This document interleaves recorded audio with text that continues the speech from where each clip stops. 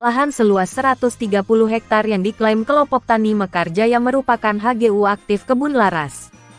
RMN Simalungun tanggal 18 Mei tahun 2023. Permasalahan lahan PTPN 4 Kebun Laras di Afdeling 2 seluas 130 hektar yang diklaim kelompok tani Mekarjaya sebagai lahan milik keturunan mereka dibantah keras oleh Aska Kebun Unit Laras Sukowahyudi dan tokoh masyarakat Kamta Damanik yang mengetahui persis kronologi lahan tersebut.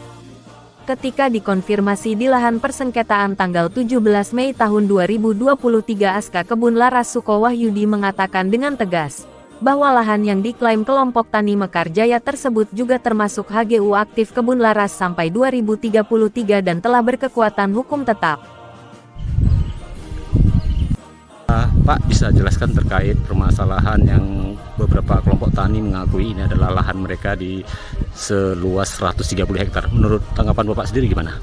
Terima kasih Pak ya. Ya. Di sini kami ingin menyampaikan jawaban hasil yang kemarin ada kelompok tani ya, Mekarjaya yang mengklaim bahwa areal perkuburannya adalah tanah masyarakat. Ya. Di sini kami perlu jelaskan bahwa areal kuburannya adalah termasuk areal perkebunan dan dalam HGU PTPN 4 Kebun Laras. Ya. Yaitu HGU-nya masa berlakunya 2008 sampai 2033. Artinya masih lama lagi Pak ini. Iya, benar. Nah, dan ini lokasi ini di tengah-tengah areal kebun PTPN 4 Kebun Laras. Iya.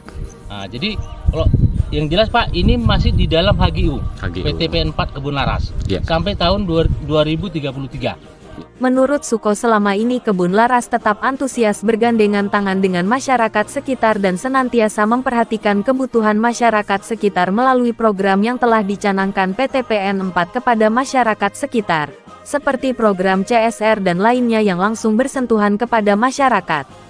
Kalaupun ada riak-riak seperti ini, marilah kita duduk bersama untuk menyelesaikan masalahnya dengan data-data yang akurat, agar masalahnya tidak menjadi keruh, ungkap Suko. Sekali lagi bahwa ini adalah areal HGU PTPN 4. Ya. Dan harapan Bapak sendiri dengan para kelompok tani itu bagaimana? Ya, harapan kami bahwasannya tolong kepada kelompok tani Mekarjaya. Siap.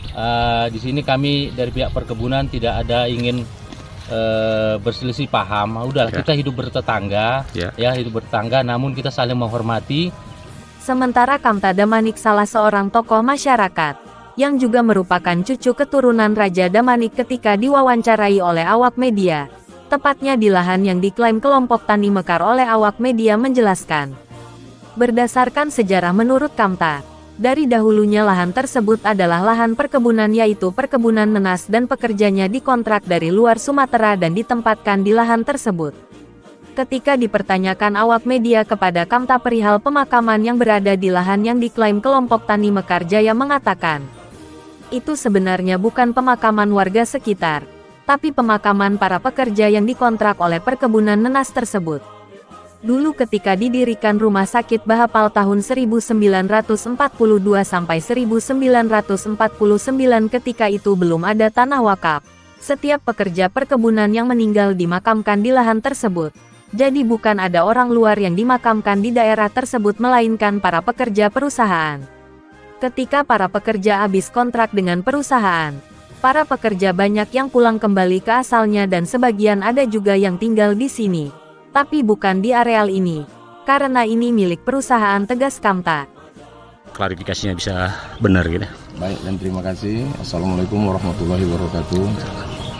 Kepada seluruh warga Kecamatan Bandar Huluan ataupun di luar warga Kecamatan Bandar Huluan yang menjadi anggota kelompok tani Mekarjaya ataupun masyarakat sekitar. Ya. Kronologis sejarahnya ada kuburan di sini. Ya. Di tahun 1926, sewaktu Belanda masih menjajah Indonesia, di Kecamatan Bandar Huluan ini dulu namanya Kecamatan Pematang Bandar. Bahwa di sini adalah rajanya Pematang Bandar, raja terakhir adalah Raja Distabulan Damane. Ya. Di zaman saat itu masih zaman kerajaan. Tetapi di zaman itu Belanda sudah masuk ke Indonesia dengan membawa tenaga kerja dari Pulau Jawa saat itu kebun laras itu adalah masih menjadi perkebunan nanas. Iya. Jadi masyarakat yang dibawa dari luar Sumatera kemari itu dikontra. Sesudah habis kontrak, mereka ada yang pulang ke Pulau Jawa, ada yang tidak menetap di Simalungun ini. Iya, iya. Jadi mereka di mana ditempatkan? Di lokasi Blok 6 ini. Oh gitu. Nah, jadi kenapa ada kuburan di sini? Iya. Dan di saat itu berdirinya rumah sakit Bahapal Tahun? di tahun 40 tahun 42 ataupun tahun 40 sampai ke tahun 49. Iya.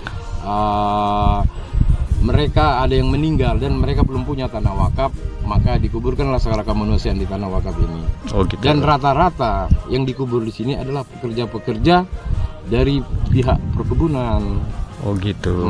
Yang pernah dari pihak perkebunan. bekerja di sini. Nah, dan menetap di sini. Iya, bukan warga desa. Bukan warga desa asli. Jadi Iya. sementara ini adalah bumi Simalungun yang masih di bawah naungan kerajaan Pematang Bandar yang namanya Raja Distanda Damanik, dan kita adalah salah satu cucunya. Makanya Begitu. kita siap untuk buat klarifikasi berita ini. Iya. Dan harapan Pak Manik sendiri kepada kelompok tani itu bagaimana? Ya, harapan kita kepada kelompok tani bersikap dewasa dan bersikap logika.